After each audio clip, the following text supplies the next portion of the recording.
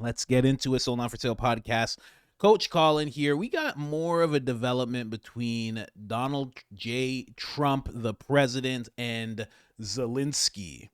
And I'm sorry for the back-to-back Ukraine, Russia, Trump episodes, but there's been more of a development. I'll post another video right away, like 2 hours from now. So don't worry about it. But let's just get into this development. I'm going to be showing you what these people have to say, what Trump has said recently, what JD Vance has to say, just Byron Donalds even. I mean, the whole administration has activated, which is good to see instead of them undermining Trump like people were doing in his first term. Check this out. Tensions on the rise. I got every single clip good. All of them. All of them I put at proper speeds except for the first one.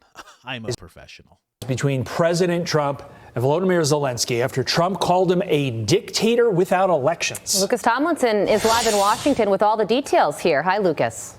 Well, good early morning, Carly and Todd. President Trump doubling down on those comments about Ukrainian President Volodymyr Zelensky while speaking in Miami to business leaders hosted by Saudi Arabia's Sovereign Wealth Fund. The only thing he was really good at was playing Joe Biden like a fiddle. He played him like a fiddle. That's an expression we use. A dictator without elections. Zelensky better move fast or he's not going to have a country left. Got to move fast because that war is going in the wrong direction. In the meantime, we're successfully negotiating an end to the war with Russia. Russian President Vladimir Putin and President Trump could meet this month in Saudi Arabia. The Kremlin said it's possible. Right now, Russia makes more weapons and ammunition in 3 months than the entire NATO alliance, including the United States, makes in a year, officials say. The U.S. makes 50,000 artillery rounds a month, Russia 250,000. Now, following Trump's remarks on Truth Social calling Zelensky a dictator, the Ukrainian president fired back, calling Trump's comments Russian disinformation. That prompted Trump's Vice President JD Vance to respond, telling the Daily Mail, quote, "The idea that Zelensky is going to change the president's mind by bad-mouthing him in public media, everyone who knows the president will tell you that is an atrocious way to deal with this administration." So we'll see, guys, whether President Trump meets with Russia's president later this month. Stay tuned. Carly, Stay tuned is right. Lucas, thank you. Let's bring in former Deputy National Security Advisor and the VP of National Security at the Heritage Foundation, Victoria Coates. Victoria, where do we go from here? Well, good morning, Todd. Yeah, I think what we're seeing here is positioning and ahead of any negotiations. I think that both President Zelensky and President Trump are pretty media savvy and are kind of laying out where what they think are their positions of strength. But I think we have to remember President Zelensky has really allowed himself to be politicized by the Biden administration. Remember when he went to Pennsylvania in the heat of the general election at the end of September of last year to visit an ammunition factory. It didn't take anyone from the Republican side with him, just a bunch of Democrats. It was essentially a campaign appearance for Kamala Harris. So he's already deep in the thick of American politics. And I think President Trump remembers that and doesn't appreciate it. Yeah, the left loves to say Trump favors Putin and that they're buddies. That's what the critics are saying. But one theory I heard, and I think it's interesting, I want to get your thoughts. Trump, one, wants to end the war. But two, he is also trying to build our alliance with Russia so that Russia decouples from China. Your thoughts on that? That's true. That's definitely true. That would be the smartest thing to do because the more they come together, the worse it is for everybody, I think. The more they come together, the more they put aside differences, the more they start doing trade, the more China shows itself to be, like, hey, we understand you, like the rest of the world. I don't know what America, they don't like you all that much. The more that happens, it's not a good look. But there you can see Trump just said all this. This was just in Miami. Just yesterday, he gave a bunch of different remarks, but he touched on the whole thing, and he's very serious. Listen, I always know Trump's serious when he brings up things multiple times. Some things he'll be aggressive about it, he'll say it, but when you hear Trump bring something up more than once, he said it, for him to say it on Truth Social, usually that's enough. But then he's like, you know what? I'm going to say it again in front of all these wonderful Cubans in Miami. I know they're mostly Cubans here. It's okay. It's fine. We'll figure out how you got here soon. But when he brings it up multiple times, you're like, okay, this is getting very serious. This is like the fourth time. And can I just say, such a bigger man than Zelensky. How he's a foot taller. How's he a foot taller? Jeez. Hey, this guy's Rogan inches tall over here. What's going on with this guy? This is crazy. Such a bigger man than Zelensky. Look at that. They're not even the same human. Why does Trump look like he's Shaq next to Zelensky? How big is Zelensky's 5'3"? 5'3" running a country? Well, yeah, it's okay, I guess. Anyway, Elon Musk actually posted this. Read the room, Zelensky and his wife. They did this whole thing with Vogue, a whole little photo shoot that they did. It didn't make any sense. People didn't understand why it was happening. It happened back in 2022.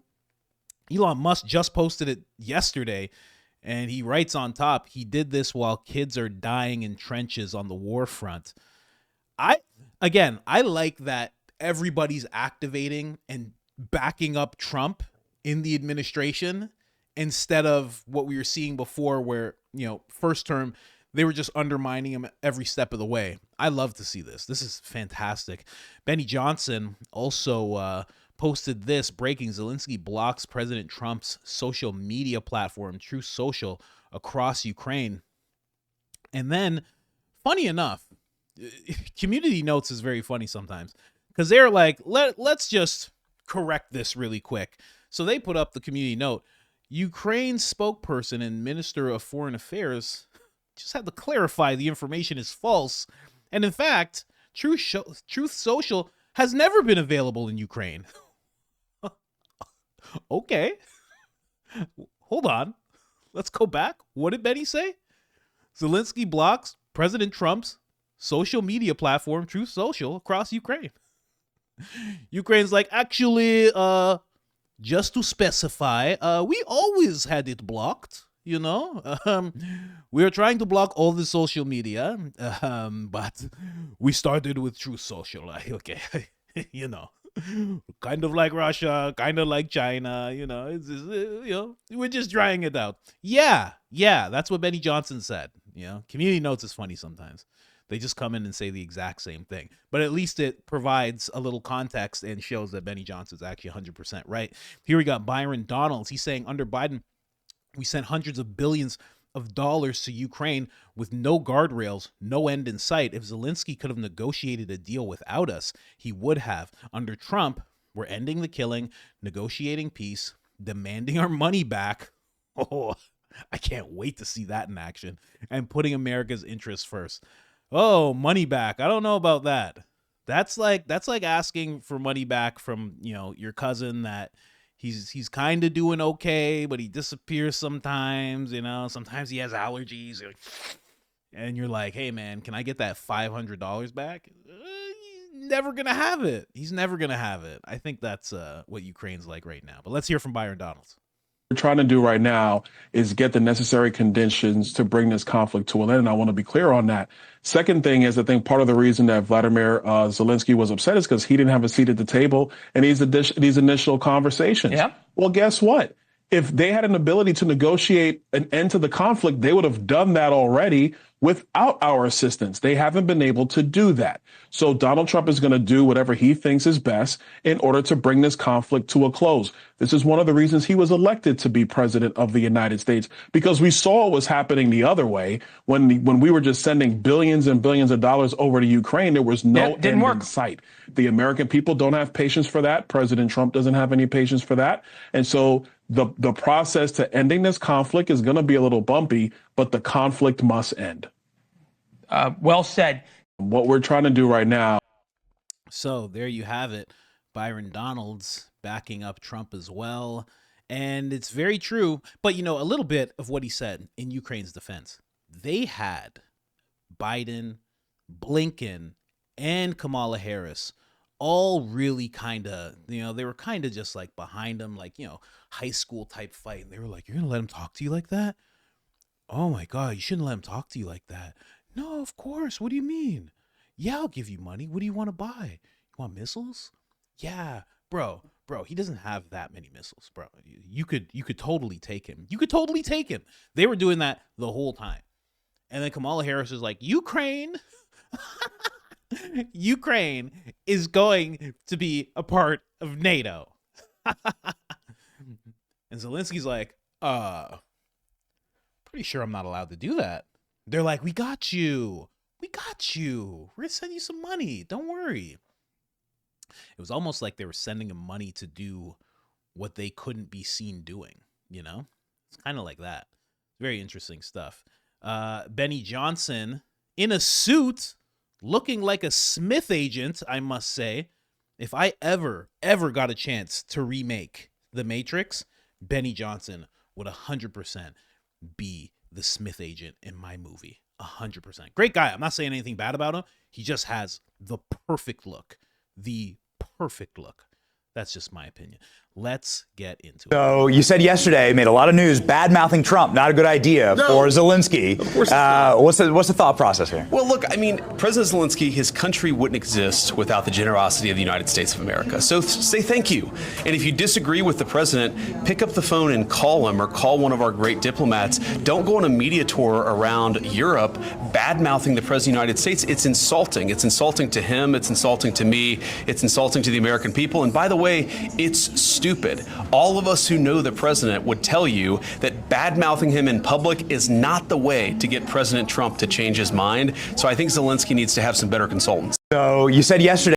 So this just happened, I believe this was yesterday at CPAC, where JD Vance actually took the stage as well. He said some great stuff. But you've messed up when JD Vance is calling you stupid. You know it's a problem, because JD Vance being willing to call you something like stupid, that's basically like Trump, calling you an MFer, like that you've crossed the line with JD if he's throwing out stupid, because JD, he's good enough to make you look dumb without even using any of that vernacular. So when he has to say that, there's definitely an issue. And it also tells me that there's going to be peace in this war. Again, amazing to see everybody backing up Trump in what he wants to do with this whole thing. And JD Vance is 100% right.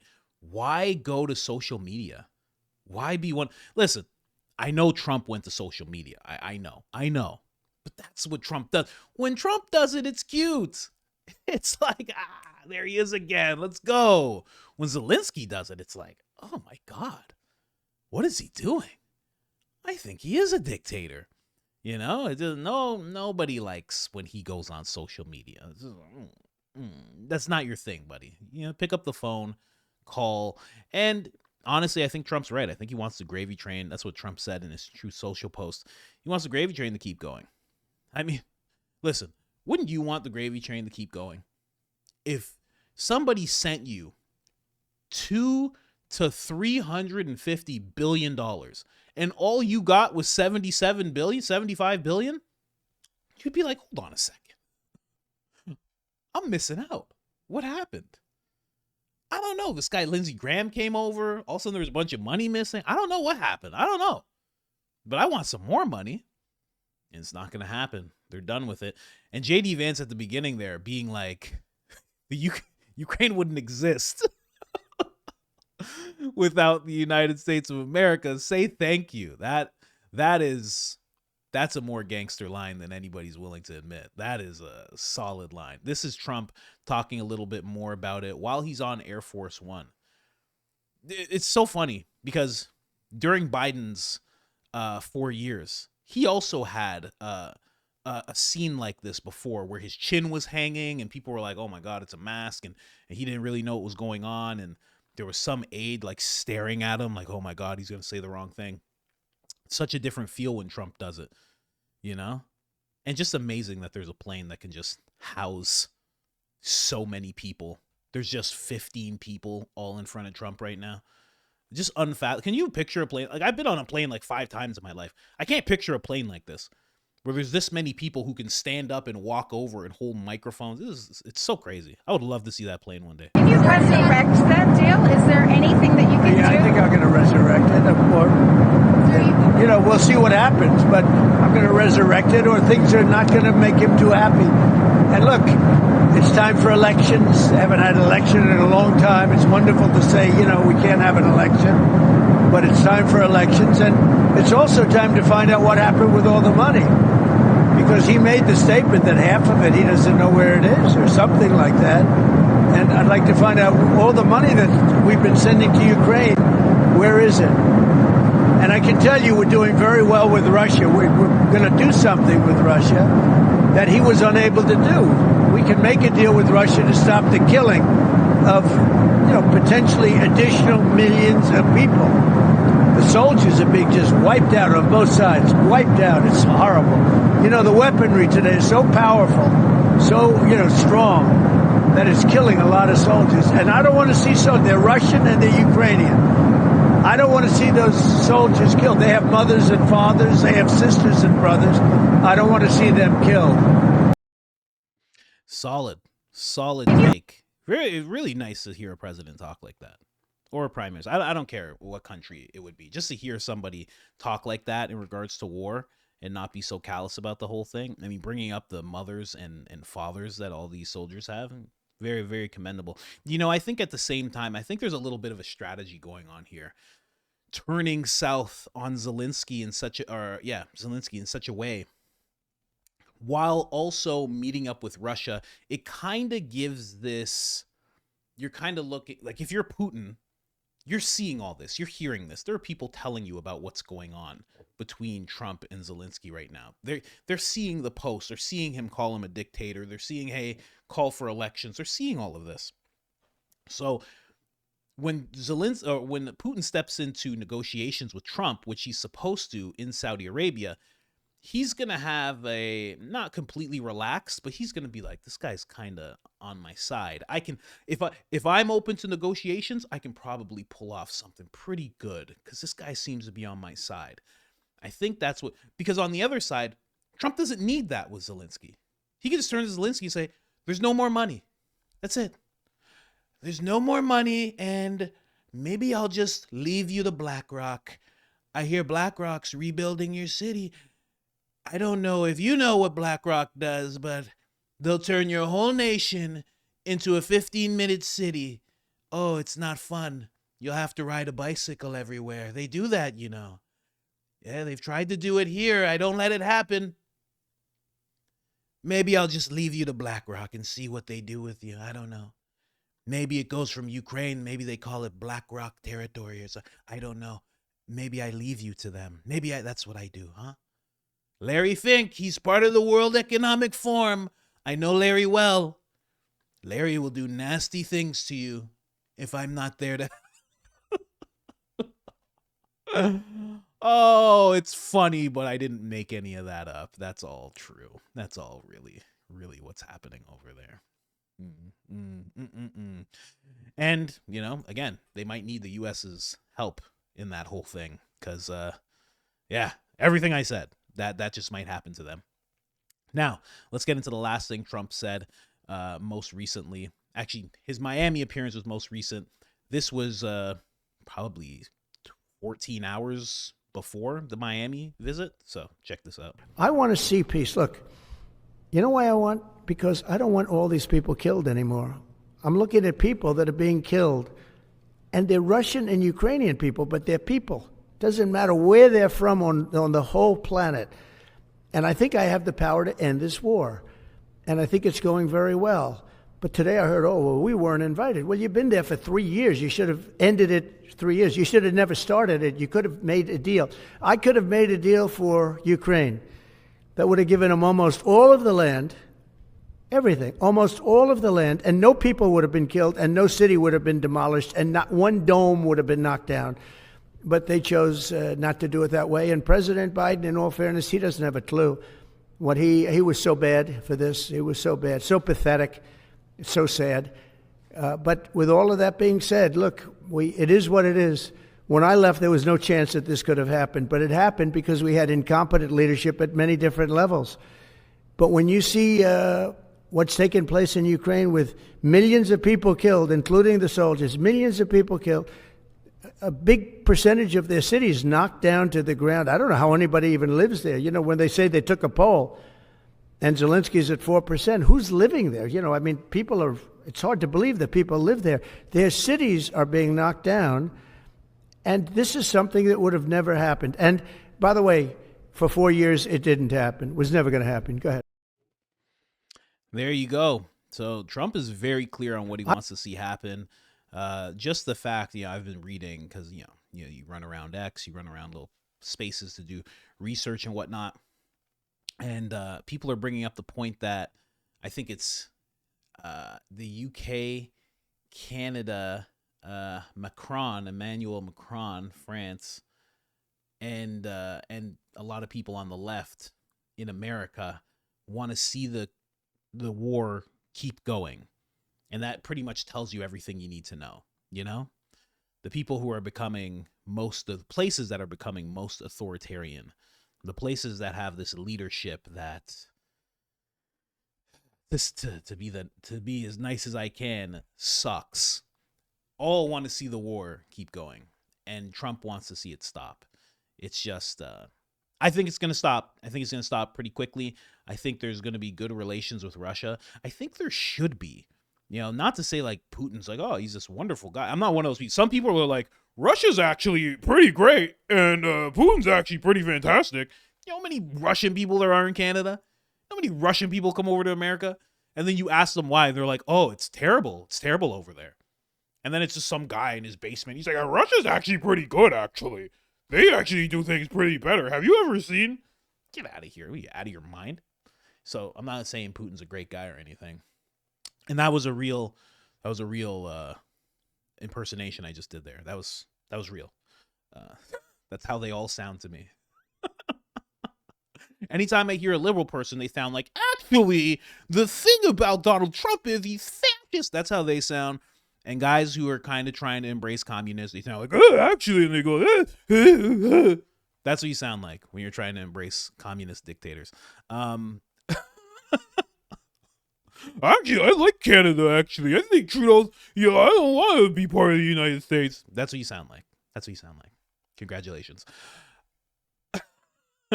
I'm not saying Putin's a great guy, but I'm definitely saying that they should have good relations. Pulling them away from China would be really good.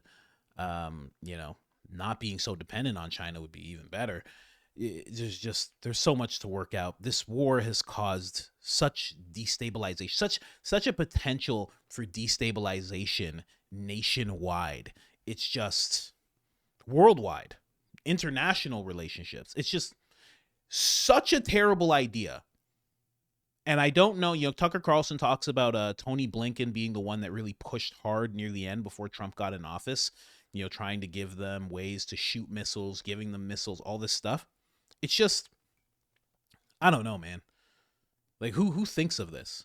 Because it's past the point of that administration, the former administration, being incompetent. It's way past that. A lot of the stuff you see, you have to look at it and like, yes, there's so many incompetent people in government, but the way that you don't do thing after thing like this in regards to this conflict and stoking the fires and getting Ukraine to attack Russia and vice versa. You don't do this if you're incompetent. At a certain point, it has to be intentional. You know what I mean? There's a lot of things that are going on where you can't just be like, oh, they're just bleeding heart liberals, or oh, they just don't get it. They're just blind. It's like, no. If you start reading a lot of literature, if you start reading Rules for Radicals, if you start looking into Marx and what he would talk about, when you start looking into it, you're like, they're following playbooks, man. Like saying incompetent is the very most charitable you could be, but I don't know. I don't want to get into it. I don't want to get in trouble. I want to get in trouble trying to keep it cool with YouTube. Anyways, guys, like, subscribe, turn on the notifications. It helps the channel tremendously. And other than that, I'm out.